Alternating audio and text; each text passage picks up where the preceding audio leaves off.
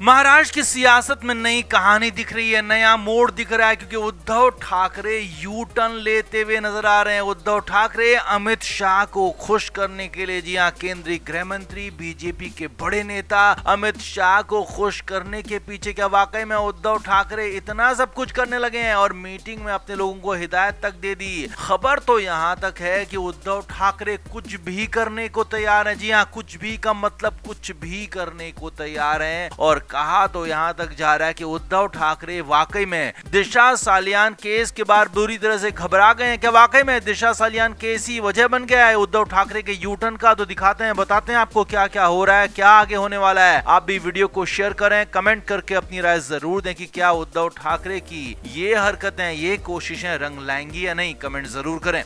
तो उद्धव ठाकरे की पार्टी लगातार पिछले कुछ सालों से बीजेपी पर हमलावर थी, बीजेपी सरकार पर हमलावर थी और खास तौर पर बीजेपी के दिल्ली वाले नेता यानी कि सेंट्रल लीडरशिप पर तो खासा हमला बोलती रही थी। लेकिन इस बीच उद्धव ठाकरे और उनकी पार्टी का रुख बदला बदला नजर आ रहा है। जी हां, उद्धव ठाकरे की पार्टी और उनके नेता बीजेपी और बीजेपी के सेंट्रल लीडरशिप के खिलाफ कुछ बोल नहीं रहे हैं, बल्कि उल्टा कांग्रेस के खिलाफ बोलने लगे हैं। कांग्रेस को कोस रहे हैं, पानी पी पी कर कोस रहे हैं। पहले कांग्रेस को राणा के मामले में जो कि प्रत्यर्पण हुआ था, उस मामले में कोसा गया, तो वहीं दूसरी तरफ इधर कांग्रेस का जो अधिवेशन हुआ उसे लेकर भी कांग्रेस से ही सवाल पूछे गए कि उसमें इंडिया गठबंधन की बात क्यों नहीं हुई, क्यों सिर्फ कांग्रेस की बात हुई। तो यानी कि पूरी तरह से कांग्रेस के खिलाफ मोर्चा खोल दिया। और यही नहीं, उद्धव ठाकरे की पार्टी के नेता तो यहां तक चाहते हैं कि बीएमसी और लोकल बॉडी चुनाव में कांग्रेस के साथ गठबंधन भी ना हो, और उद्धव ठाकरे भी यही चाहते हैं। तो ऐसे में अचानक ऐसा क्या हो गया, तो हम आपको बताते हैं। असल में बीच में दिशा सालियान केस दोबारा खोलने की कोशिशें हो रही हैं। हाईकोर्ट मामला पहुंचा है, मुंबई पुलिस ने दोबारा केस दर्ज किया है। तो खबर यह है कि दिशा सालियान केस दोबारा खुलता है तो आदित्य ठाकरे जो कि उद्धव ठाकरे के बेटे हैं, उनके लिए मुश्किलें हो सकती हैं। तो पॉलिटिकली खुद को करेक्ट करने के लिए, या कहें कि दिशा सालियान केस में अपने बेटे को बचाने के लिए क्या वाकई में उद्धव ठाकरे इस तरह से यू टर्न ले रहे हैं? तो खबर तो यही है कि अपने बेटे को बहरहाल में बचाना चाहते हैं। नारायण राणे बीजेपी के नेता हैं, केंद्रीय मंत्री भी रहे हैं, तो उन्होंने यहां तक दावा किया था कि अपने बेटे को बचाने के लिए उद्धव ठाकरे ने उन्हें फोन किया था और ये तक कहा था कि आदित्य ठाकरे का नाम इससे दूर कर लो। लेकिन ये पहले की बात थी। तो वाकई में अब भी उद्धव ठाकरे कुछ ऊंची लाइन पर चल रहे हैं?